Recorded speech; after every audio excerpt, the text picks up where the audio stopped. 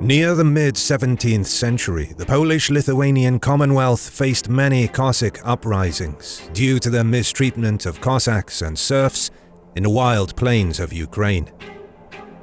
In 1635, the uprising was led by Sulima, in which the rebels succeeded in taking and destroying the newly built Kodak fortress. Despite initial success, the revolt was crushed at Ostrov Dniepropetrovsky.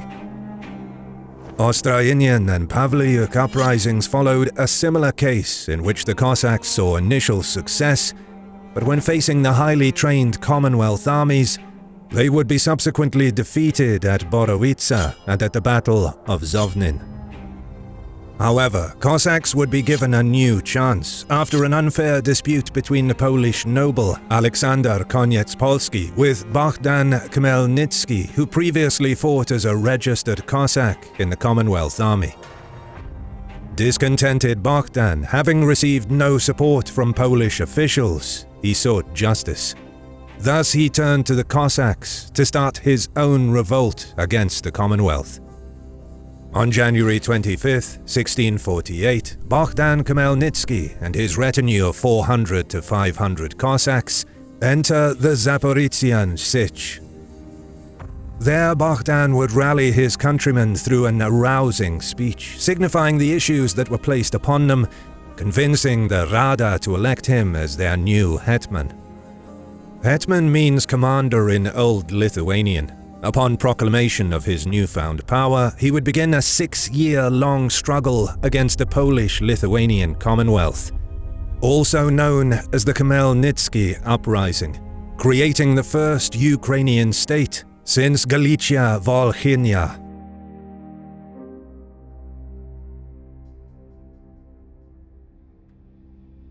Coming from a military background, Bogdan Khmelnytsky joined his father as a Cossack of the Ukrainian Regiment in 1617, the year he finished his education. As soon as the Polish-Lithuanian Commonwealth started fighting the Ottoman Empire in 1619, he and his father were transferred to Moldavia.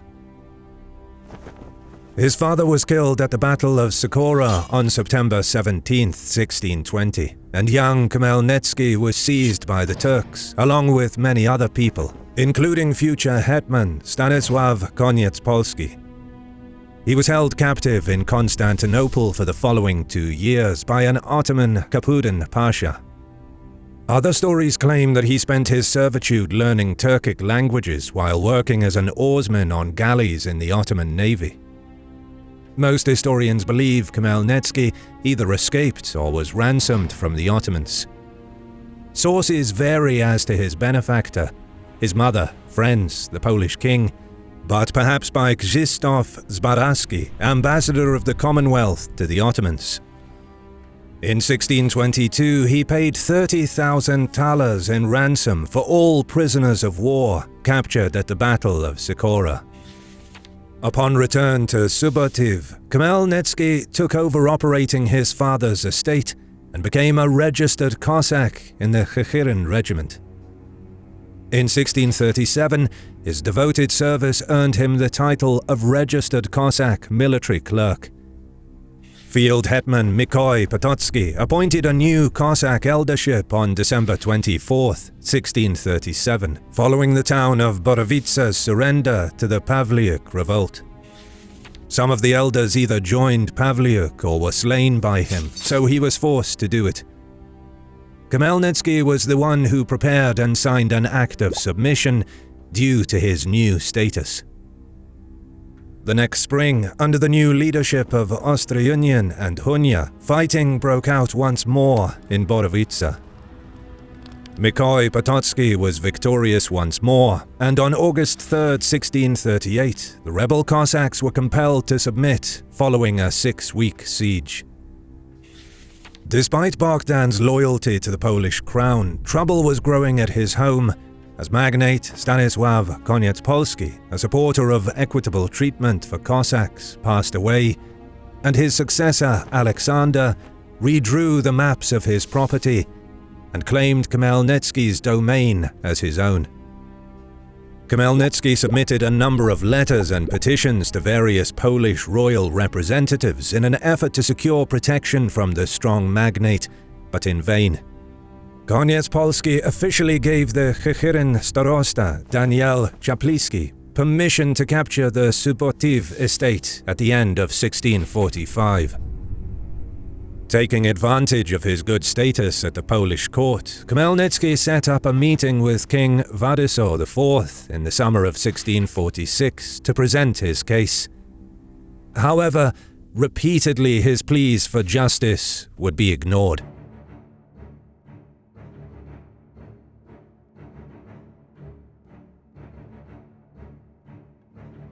Thus, in October 1647, at Chechyrin, Khmelnytsky reminded the people of the circumstances in the region, the King of Poland's ambitions to start a war against the Ottomans, and how the Polish magnates countered those plans. He displayed the king's letter, and in the end declared that it was the perfect moment for an uprising when there were conflicts among Poles. His audience, however, was not ready to follow his proclamations, citing a lack of weaponry, the strength of the Polish armed forces, and other issues. Khmelnytsky would then strengthen his support among the people by promising an alliance with the Crimean Tatars. Radliński, a subordinate of Alexander Koniec-Polski, detained Khmelnytsky in the village of Buzyn, which was located 30 kilometers north of Chechyrin, and transferred him to Krylew. An old Polish friend of his, who warned Khmelnytsky about a scheme on his life, secured Khmelnytsky's bail release. Khmelnytsky went out for the lower Dnieper River in search of others who had suffered similar mistreatment, since he had nowhere else to turn for protection. However, according to other accounts, he instead traveled to Trach-Damiaiv, the administrative hub for registered Cossacks, before abruptly changing course and traveling towards the Zaporizhian Sich with his oldest son, Timothy, and 20 cavalrymen in his escort. Fedir Liute, a former registered Cossack and one of his comrades, was chosen as Kosh Otaman at that time. On or around December 11th, 1647, according to some other accounts, January 15th, 1648, Khmelnytsky traveled to Zaporizhia, where he encountered Liute on the island of Tomaszkiwka. At this time, a Polish garrison of the Cherkasy Cossack Regiment and a squad of dragoons commanded by Colonel Gorski were stationed on the nearby island of Kortycia. When Khmelnytsky and his soldiers arrived, the uprising's preparations moved forward more quickly. A number of envoys were dispatched to Bakhchisaray and the Don Cossacks. Tatars in Crimea, however, had doubts about the Cossacks' impending revolt, which was put down by the Ordination of 1638. The Commonwealth learned about an insurrection around April 21st to 22nd, 1648. Grand Crown Hetman Mikołaj Potocki and Field Crown Hetman Marcin Kalinowski of the Commonwealth sent a vanguard of 3,000 soldiers, led by Potocki's son Stefan, deep into Cossack territory, before waiting to assemble additional forces from Prince Yeremy Winyowiecki, either because they misjudged the size of the uprising or because they wanted to act quickly to stop it from spreading. Approximately 1,700 registered Cossacks made up the majority of Stefan's army, which also included 550 Cossacks in cavalry and 700 to 800 dragoons. A second detachment was dispatched on boats down the Dnieper River to eventually join Stefan Potocki's army while this group was on foot.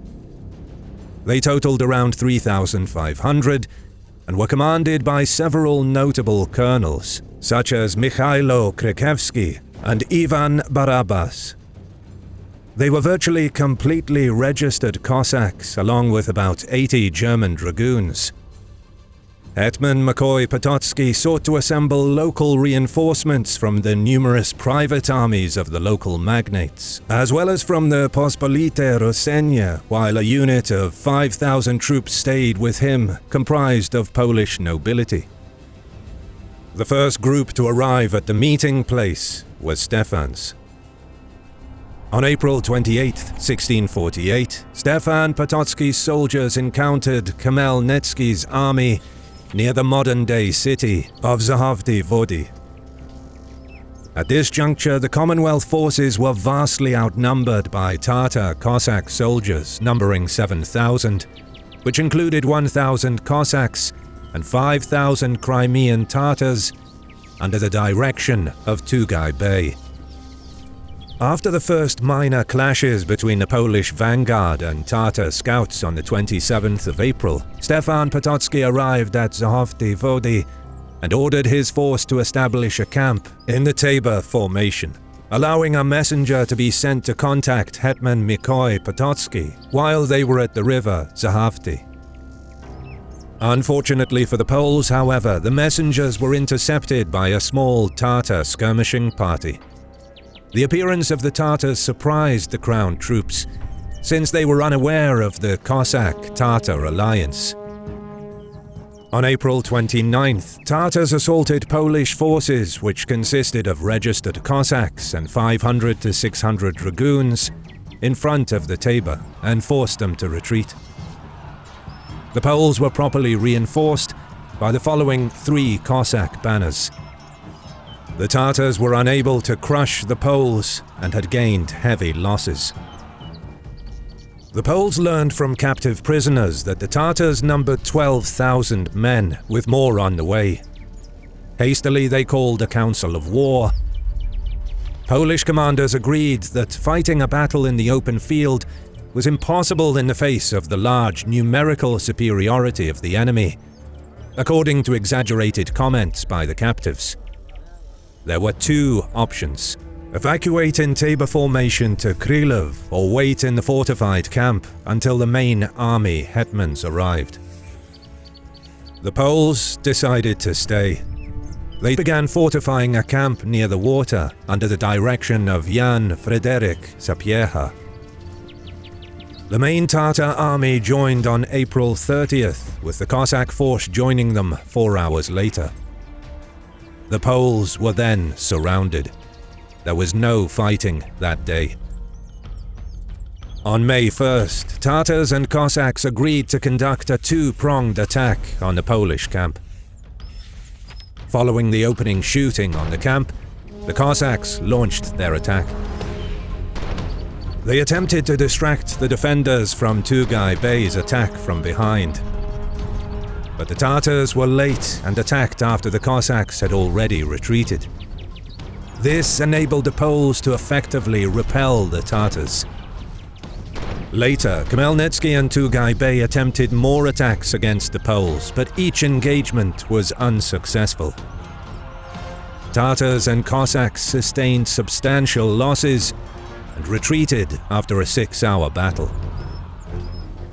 On May 1st, the Cossacks erected a rampart near the Poles, where they put cannons.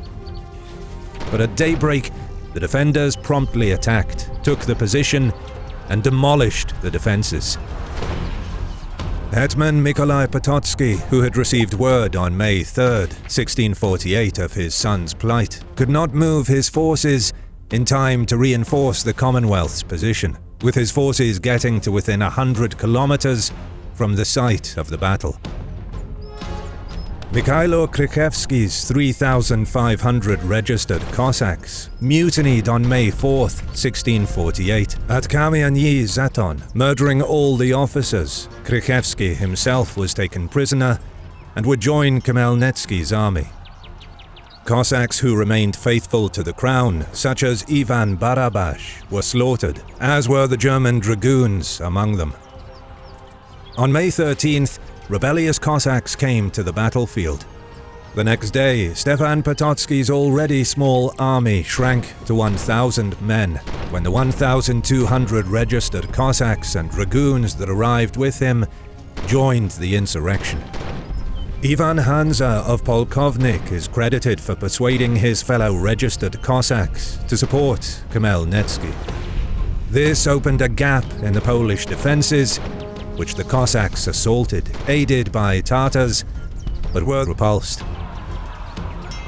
At this point, Khmelnytsky's army had expanded to almost 11,000 troops. The longer the battle went on, the larger and more powerful the rebellion became.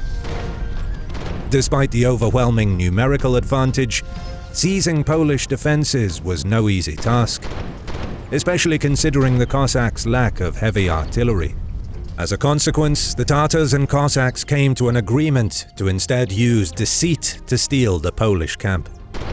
Tugay Bey suggested negotiations with the Poles.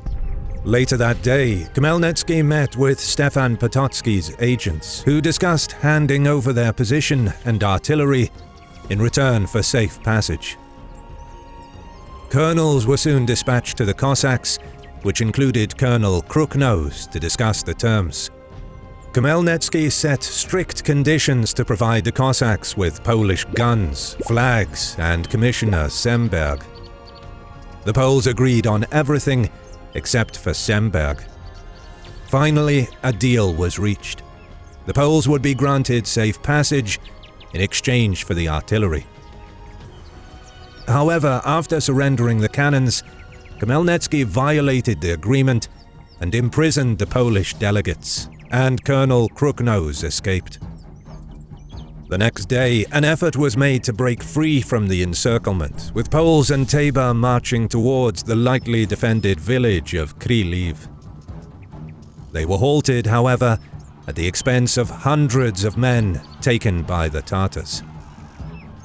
On May 16th at night, under the command of Stefan Potocki, they decided to leave the camp and cross the Zhovti River. They slowly left, carrying some 40 baggage trains. However, they were betrayed by an escapee who informed Khmelnytsky of the Polish retreat. Tatar horsemen rushed to catch the Poles and easily surrounded them. The Polish army, with no cover, had to press on forward while under volleys of arrow fire. Their army moved so slowly that the Cossack infantry managed to catch up and attack with all of its might.